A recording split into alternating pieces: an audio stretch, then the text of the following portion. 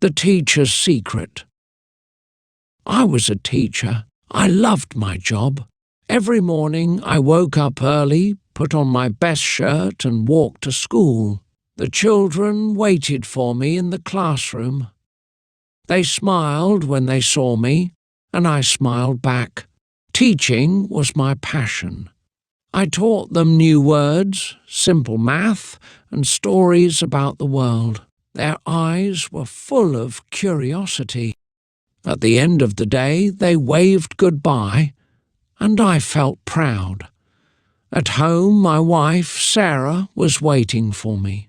She was a kind woman with a warm heart. We had been married for many years. Our house was small but full of love. We cooked together, laughed together, and talked about our day. But one day, Sarah became sick. At first, it was just a small cough. Then she became weak. She stayed in bed all day. We went to the doctor. He checked Sarah and gave her medicine. She must rest, he said. The medicine would help, but it was expensive. I paid for the first bottle, but I did not have enough money for more. Every day, Sarah needed the medicine. Every day, I worried. My salary was small. It was not enough. At school, I tried to focus. The children laughed and played, but I was not happy. My mind was full of worries. How could I buy more medicine? How could I help Sarah? My heart was heavy. My students asked, "Teacher, are you okay?" I smiled and said yes, but it was not true. At night, I sat beside Sarah. She held my hand and whispered, "Do not worry." But I did worry. Her face was pale and she looked so tired. I wanted to help her, but I did not know how. I needed money. I needed it fast.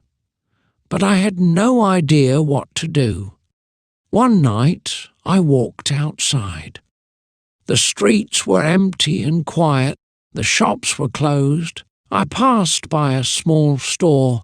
Through the window I saw food, drinks and a cash register full of money. My heart started to beat fast.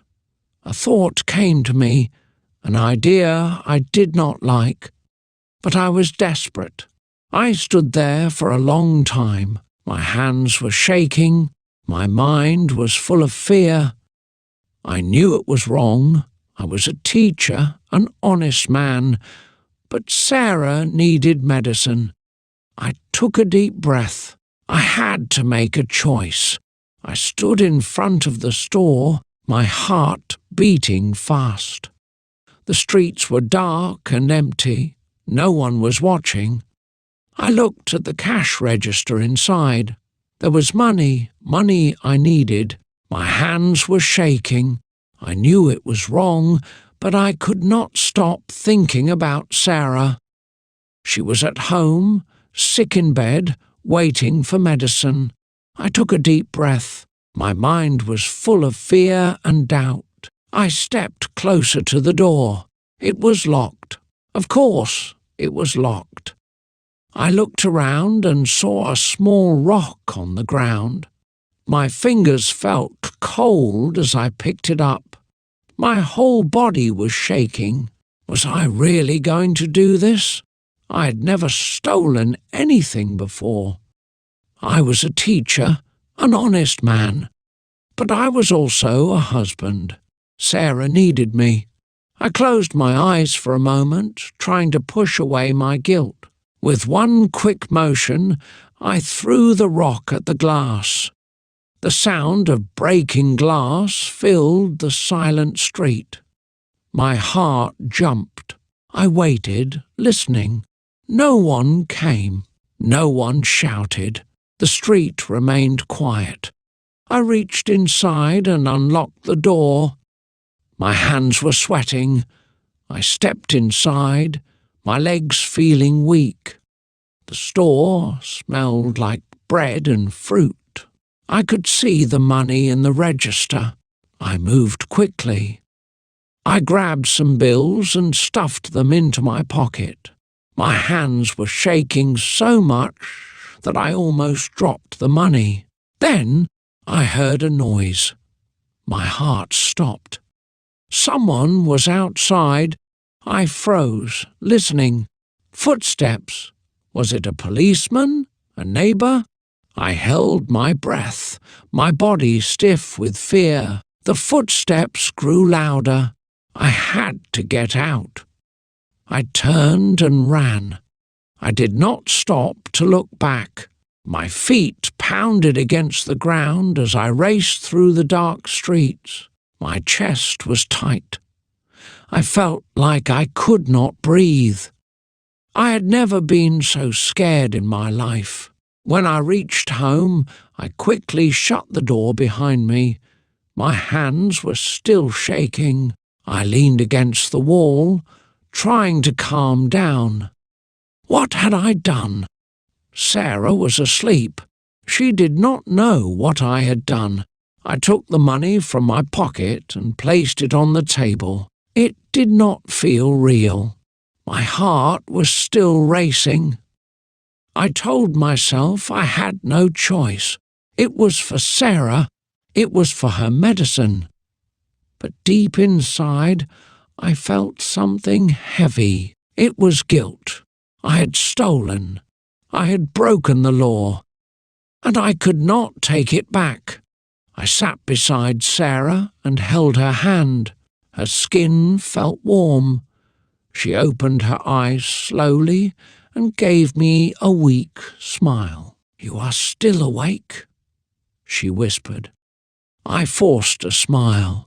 "Yes," I said, but I did not tell her what I had done. I did not want her to know. I just wanted her to get better. That was all that mattered. The next morning I woke up early. The money was still on the table. I stared at it for a long time. It was enough to buy Sarah's medicine, but it did not feel right. My hands were still shaking from the night before. I had stolen it. I had broken the law. I tried to push the thought away. Sarah needed me. I had no other choice. I went to the pharmacy and bought the medicine. The pharmacist smiled and handed me the bottle. "This will help her," he said. I nodded but did not say a word. My mouth felt dry. I took the bottle and left quickly. I felt like everyone was watching me, like they knew what I had done. I kept my head down and walked home fast. When I got home, Sarah was awake. She looked pale and tired. I sat beside her and gave her the medicine. She smiled weakly and whispered, "Thank you." Her voice was soft, but it warmed my heart. I watched as she took the first sip. I hoped it would make her better soon. I needed her to be strong again. That day at school, I could not focus. My students laughed and played, but I was lost in my thoughts. Every time I heard footsteps in the hallway, I felt my heart jump. What if someone had seen me last night? What if the police were coming? I tried to act normal, but I felt heavy inside. My hands were cold, my mind was full of fear. Days passed, and Sarah slowly got better. Her face had more colour. She could sit up and eat, even smiled more. It made me happy, but the guilt inside me did not go away. Every night I thought about the store. I thought about the broken glass, the stolen money, and my shaking hands. I was not the same person anymore. One evening I walked past the store again. The window had been fixed. The lights were on. Inside, The shopkeeper stood behind the counter, helping customers. He looked tired but calm. I wondered if he knew. I wondered if he thought about that night. My chest felt tight. I wanted to say something. I wanted to fix what I had done. But how? I walked home slowly, my head full of thoughts. Sarah greeted me with a warm smile. "I feel much better," she said. I forced a smile back. I should have been happy. But deep inside, I knew the truth. I had saved Sarah, but I had lost something else, myself. Days passed, but the guilt did not leave me. Every night I lay awake, staring at the ceiling. I thought about the store, the broken glass, and the stolen money. My heart felt heavy. I told myself I had done it for Sarah, but that did not make it right. I was not a thief. I was a teacher, an honest man. But now I felt like a different person. At school, my students noticed the change in me. "Teacher, are you okay?" they asked. I forced a smile and nodded. "Yes, I am fine," I said. But I was not fine. My hands were cold. My mind was full of worries. I could not focus on teaching. Every time I heard footsteps outside the classroom, I felt afraid. What if someone knew? What if the police came? I could not run from my fear. One evening I walked past the store again. The shopkeeper was inside, counting money. He looked tired. I wondered if he still thought about that night. Did he feel angry? Did he feel scared? My chest felt tight. I wanted to walk in and tell him the truth. But my legs would not move. I stood there for a long time, watching him, feeling ashamed. Then I turned and walked away. At home, Sarah was getting better. She could sit up for longer. She could eat without feeling weak. Her smile was warm again. "You look tired," she said, touching my hand. I shook my head. "I am just thinking," I replied. She did not ask more. She just held my hand. Her touch was gentle, but it made my guilt stronger. She did not know what I had done. I did not want her to know. That night, I sat alone at the table. I thought about my life before this. I was a simple man, a good man. I taught children. I worked hard. I believed in honesty. But now I was different. I had crossed a line. Even though no one knew, I knew. And that was enough to make me feel lost. I closed my eyes and took a deep breath. I needed to fix this. I needed to make it right. But how? I could not undo what I had done. I could not erase the past. But maybe I could do something good. Maybe I could find a way to give back what I had taken. I opened my eyes and looked around the small room. Sarah was sleeping peacefully. The house was quiet. I had made a mistake, but I still had a choice. I could live with my guilt, or I could try to fix it. And in that moment, I knew what I had to do. The next morning, I woke up with a decision in my heart. I could not carry this guilt any longer. I had to make things right. I did not know how, but I knew I had to try. I got dressed and left the house early. The air was cold, and my hands were shaking. My feet felt heavy as I walked toward the store. My heart pounded in my chest, but I kept moving forward. When I reached the store, I stopped outside. The shopkeeper was inside, arranging goods on the shelves. He looked tired but calm. I took a deep breath and stepped forward. My legs felt weak, but I pushed myself to go in. The bell above the door rang as I entered. The shopkeeper looked up and gave me a small smile. "Good morning," he said. I swallowed hard and nodded slowly. For a moment, I just stood there. My throat was dry. My hands felt cold. I wanted to speak, but the words would not come out. The shopkeeper waited, looking at me with kind eyes. Finally, I reached into my pocket and pulled out some money. It was not the same money I had stolen, but it was all I had. I placed it on the counter and took a deep breath, trying to steady myself. "This is for you," I said quietly. My voice was shaking. The shopkeeper looked at the money, then at me. He frowned. "What is this for?" he asked. I felt my heart race. My mouth felt dry. I wanted to tell him everything. I wanted to confess, but my fear held me back. "I just want to help," I said instead. "Please take it. It belongs here." The shopkeeper studied my face for a long moment. Then he smiled. It was a small, tired smile, but it was kind. "Thank you," he said. He did not ask more. He did not push for answers. He simply took the money and placed it in the register.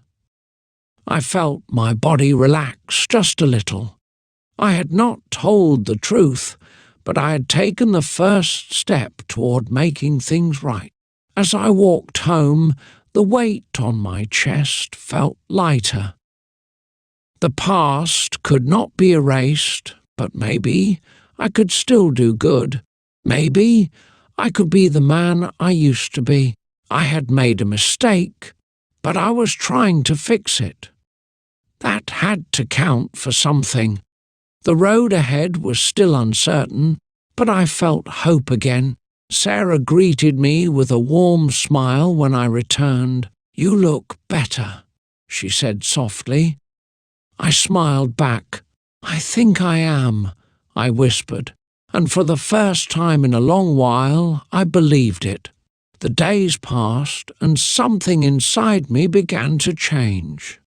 The weight on my chest was still there, but it was lighter now. I had taken the first step. It was not enough, but it was something. I still thought about that night, about the glass breaking and my shaking hands. But now I also thought about the shopkeeper's smile. Maybe I could still make things right. At school, I felt more like myself again. My students laughed and played, and for the first time in weeks, I smiled with them. "Teacher, you look happy today," one of the children said. I nodded. "Yes, I think I am," I replied. My voice felt steadier. My heart felt lighter. But deep inside, I knew there was still one more thing I had to do. That evening, I walked to the store again. The shopkeeper was sweeping the floor, preparing to close for the night. I hesitated for a moment, then stepped inside. He looked up and smiled. "Back again?" he asked. I nodded, feeling my hands tremble. This time I had not come to return money. This time I had come for the truth. I took a deep breath. My heart was racing, but I did not stop. "I have to tell you something," I said. The shopkeeper put down his broom and looked at me closely. My throat felt dry, but I forced myself to continue. That night, the broken window, the money, it was me, I confessed. The words felt heavy as they left my mouth. My hands were cold, My chest felt tight. For a long moment the shopkeeper said nothing. I waited, my heart pounding. Then, to my surprise, he sighed and nodded. "I knew," he said simply. My eyes widened. "You knew?" I whispered. He gave me a small, tired smile. "I didn't see you, but I had a feeling. You looked guilty that morning. And now you are here." His voice was calm, not angry, not cruel, just understanding.